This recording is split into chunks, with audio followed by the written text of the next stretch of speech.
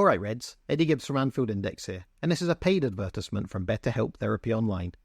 Think back to when you first fell in love with sports. Was it scoring that goal in football, or maybe it was running faster, hitting harder, and playing smarter than you ever had before?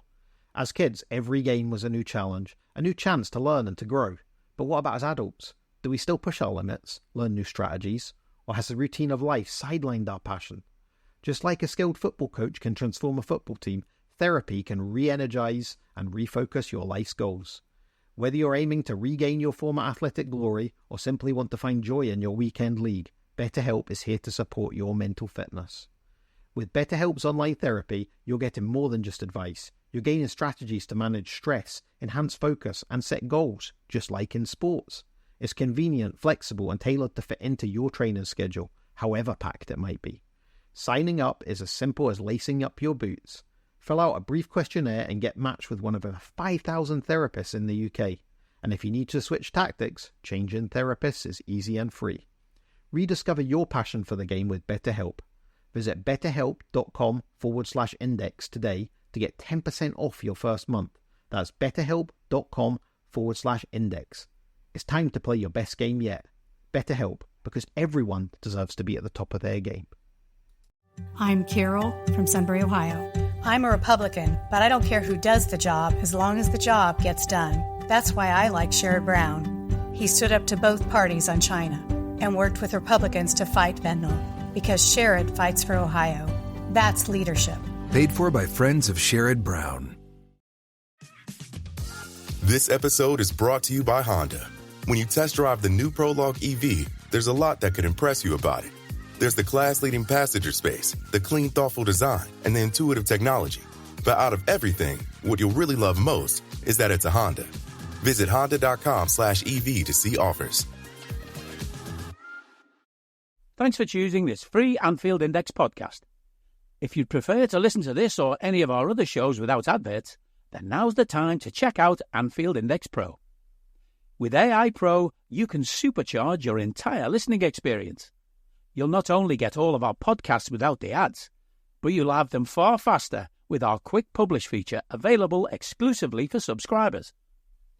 AI Pro also puts you in the heart of our sound studio, with an option to listen to many of our shows live and interact with the podcasters in real time as the shows are recording. Upgrading couldn't be easier. AI Pro is available on all popular podcast platforms. Just head on over to anfieldindexpro.com and get started today.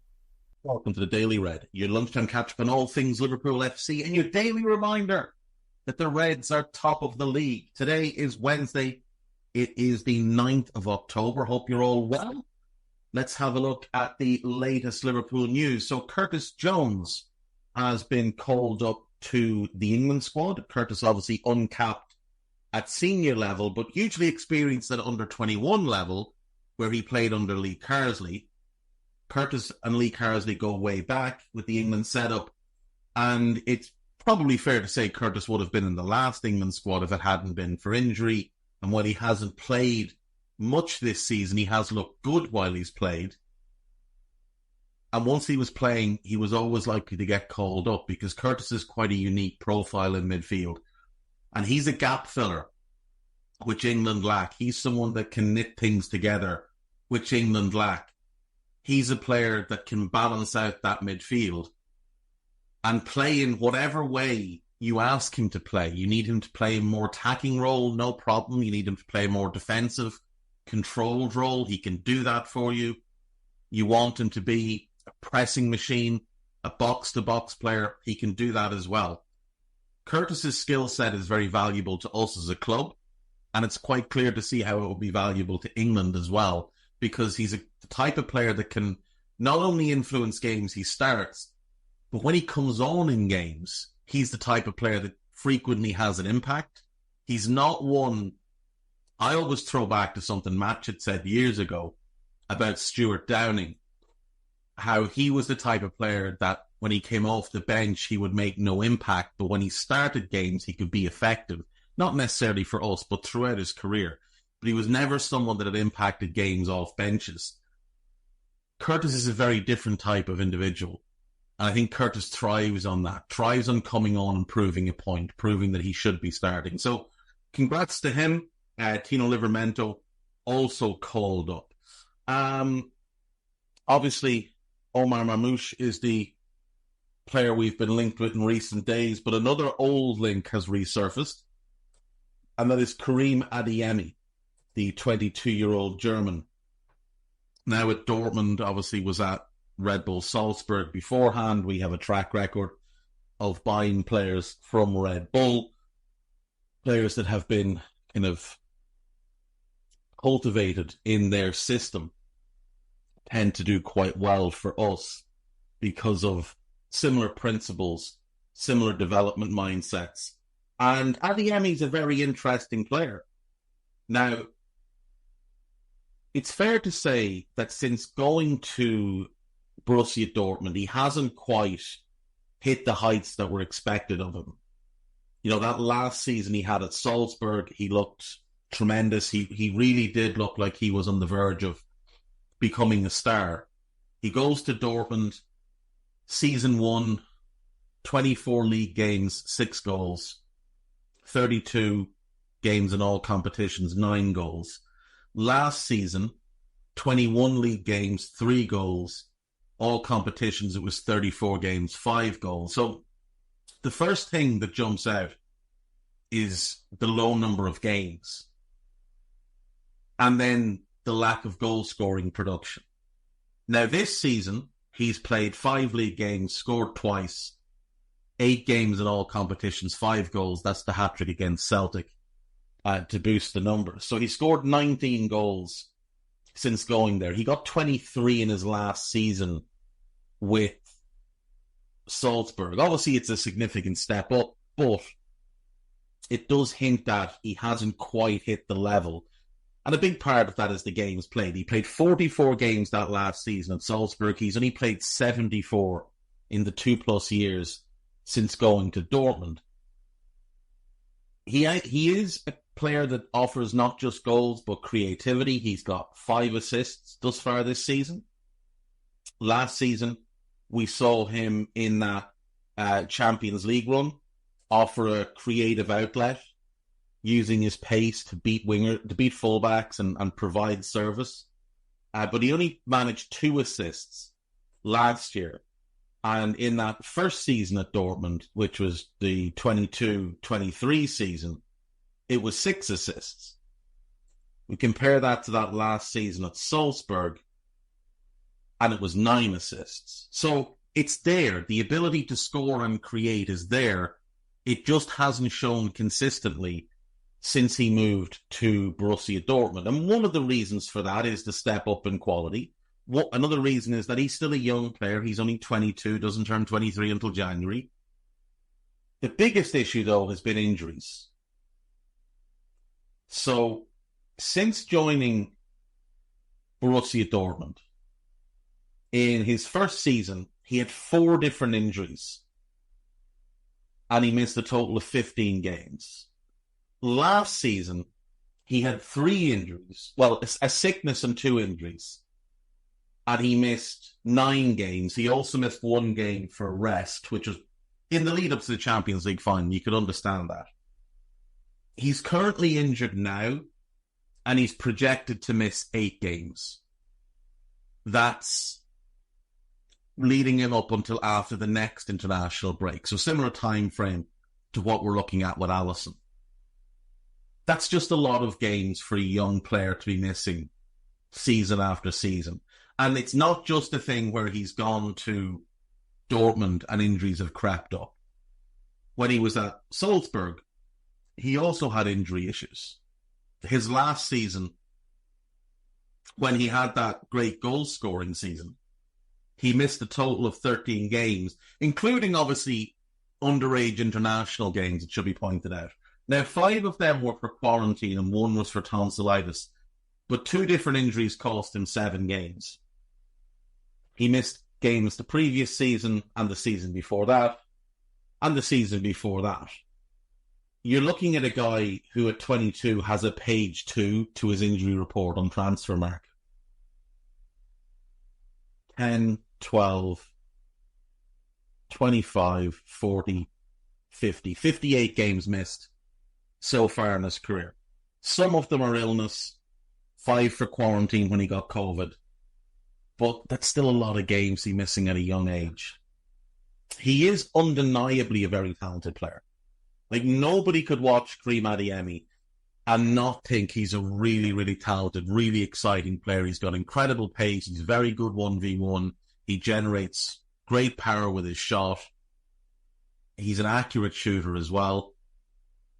Consistency, because of his age and because of injuries knocking him out of rhythm, though, have disrupted his career. And they're probably why you would have pause before committing to going to buy a player like him. Now, there was talk in the summer that he could move on from Dortmund, but that run he had in the Champions League was probably the most consistent run he'd had since going there. And we saw him and Ian Maatsen combine really, really well at times down that left side. There would be times where Sancho would play as the 10, and the three of them would just cause absolute chaos down that flank. And it was a lot of fun to watch, and it was obviously very effective. They got to a Champions League final. This episode is brought to you by State Farm. You might say all kinds of stuff when things go wrong, but these are the words you really need to remember. Like a good neighbor, State Farm is there. They've got options to fit your unique insurance needs, meaning you can talk to your agent to choose the coverage you need, have coverage options to protect the things you value most, file a claim right on the State Farm mobile app, and even reach a real person when you need to talk to someone. Like a good neighbor, State Farm is there. Prime Big Deal Days is here, with exclusive savings just for Prime members. Woohoo! Involuntary deal squeals can happen, like the deal on travel mug squeal. The deal on a new blender squeal. Yeah! Or the classic deal on electric toothbrushes squeal. Oh, yeah! Woo! Save big on electronics, fashion, and more this Prime Big Deal Days. On now. At Sierra, discover great deals on top brand workout gear, like high-quality bikes, which might lead to another discovery. Getting back on the saddle isn't always comfortable. Good news is Sierra has massage guns. And chafe wipes, too. Discover top brands at unexpectedly low prices. Sierra, let's get moving. But how does that translate to our team? Now, I've seen some people say, oh, he could be the Mo successor. Wouldn't it be good to see him put together multiple seasons of, 15 to 18 goals and 8 to 10 assists before we start considering him as that, considering what the outlay would be, considering his age, considering he's not going to be comfortable coming in or not going to be happy coming in at what will be 23 years of age and just sitting and watching week after week, getting 15 minutes here, 20 minutes there, a start in the Cups, 15 minutes here. That's not going to help him. That's not going to be the best thing for him. It's not something he's going to be happy with. So by the time Mo then moves on, and hopefully, 27 or 28, Adeyemi's going to have had multiple seasons just playing minimal amounts. It's not going to have aided his development, and you're probably getting the same player he is now. So it's a tough one. It is a tough one. There's no doubting the talent. He's also not ready. If Mo were to leave next summer, Adeyemi's not ready to step in and replace what Mo does. It just isn't. So if you're looking for someone ready-made, he doesn't fit the bill. If you're looking for someone to be a successor to Mo in a couple of years, he could fit the bill, but it would be quite hard to get him to the point of being ready. It might be best to pass on that one. As talented and all as he is, wouldn't be against the signing if you were just bringing him in as a squad player, but do we really need to bring in another squad player? You look at our forward group. Chiesa, Jota, Gakpo. Chiesa, Darwin, Gakpo. Whatever you view as the backup three. Chiesa, Darwin, Gakpo at this point. They're all really good. They're all better than Adeyemi. So we have no need for them, for him at this point. And if one of the starters were to leave, Jota, Diaz or Mo, I don't know that I'd feel entirely comfortable with one of those three backups stepping into the starter role and then him coming in as the sixth one. I'd rather us actually go and buy someone who's a ready-made starter who comes in and immediately improves us. What else do we have? Alisson facing 6 weeks out. We kind of already knew this with his hamstring issue, so it's unlikely we see him now until after the international break in November. That's according to Paul Joyce. So we come back against Southampton, and that's the game Alisson will be expected to be back for. So we've got Caoimhín and we've got Jaros, and I think we're still in pretty good shape. I mean, Caoimhín's a good goalkeeper. I think the fan base overrates him a little bit, but he is a good goalkeeper without question. And Jaros looks very, very talented. So that's all good. We're in a good position. We're in a good position.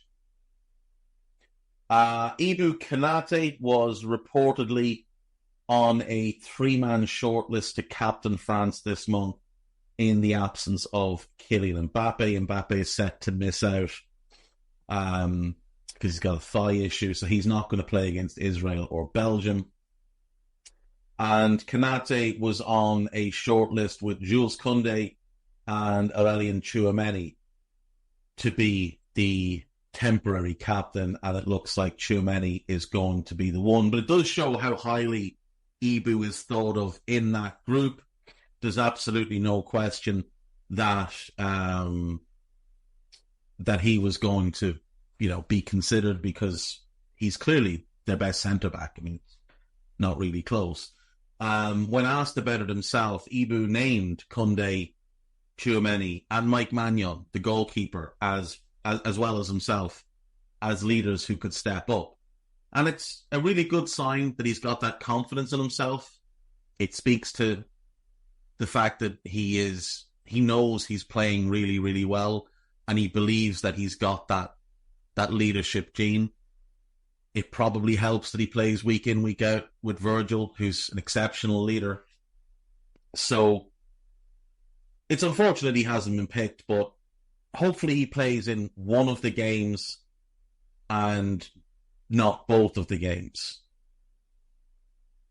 I know he hasn't been starting regularly for France over the last while, but a big part of that is the Euros, because he was ill in the Euros and missed the first game, and Deschamps decided to stick with the Saliba-Upamecano partnership, despite the fact that Ibu is considerably better than Upamecano and obviously better than Saliba as well. Let's see, what's this? Liverpool contracts 3 more big deals that expire in 2026. Caoimhín, Ibu and Robbo. Caoimhín won't be here by 2026. I would be surprised if Robertson is. Ibu, they're trying to get sorted at the moment, so that's fine. There's nothing to worry about with those, I don't think. Right, what else do we have? Let's check anfieldindex.com. The Argentine manager has said that Alexis McAllister's injury makes his involvement in their games on this break a little bit complicated. It's not complicated. Just don't play him. Just don't play him. Don't risk him getting hurt. There is a piece on Anfield Index about our left wing situation. There's a piece about Trent, a piece about Ali and the injury, a piece about Darwin, and a piece about Jurgen, who has a new job. Jurgen Klopp is going to be head of global football. I think that's the title. Director of global football, maybe, for the Red Bull Group. This is, funnily enough, a role that Gerard Houllier used to have. So Jurgen will be the second former Liverpool manager to have this role. Bit surprised that he's decided to go work for Red Bull. I thought for certain there would be some sort of role with Dortmund for him. But this is certainly a more appealing role because it's not going to be a full-time gig. It's a mentorship kind of thing, as he says himself. helping the coaches, and we know that Red Bull are a coach factory. There's a lot of great young coaches have come through their ranks, and it'll involve travel. They're in Brazil, they're in America, they're in Germany and Austria, obviously. I believe they're in Ghana. Is it Ghana? I think there's a Red Bull in Ghana, a Red Bull team. So I'd imagine it'll involve a decent amount of travel, which Jurgen will enjoy. He's kind of reiterated again, he doesn't see himself returning to the touchline. So, yeah, congrats to him. And hopefully he enjoys it. Podcast-wise, there is a Jarrell Quansah interview up. There is a New Under Pressure with Simon Brundish, Dan Kennett, Hamza, and Dr. Bartz. So do check that out. That is the review of the win over Palace. The lads are also going to have one out next week in the international break. So make sure you keep an eye out for that.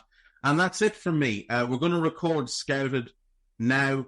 I have no idea what we're recording, but it should be fun. See you tomorrow. Bye-bye.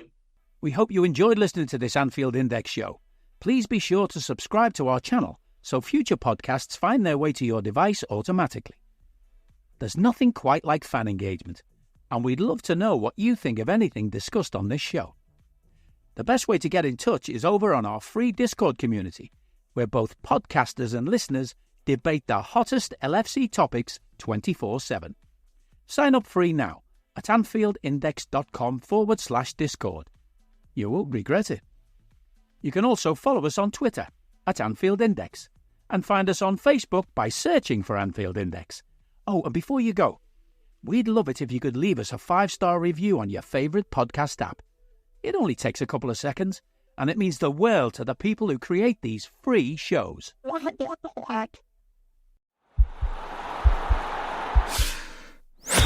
This podcast is part of the Sports Social Podcast Network.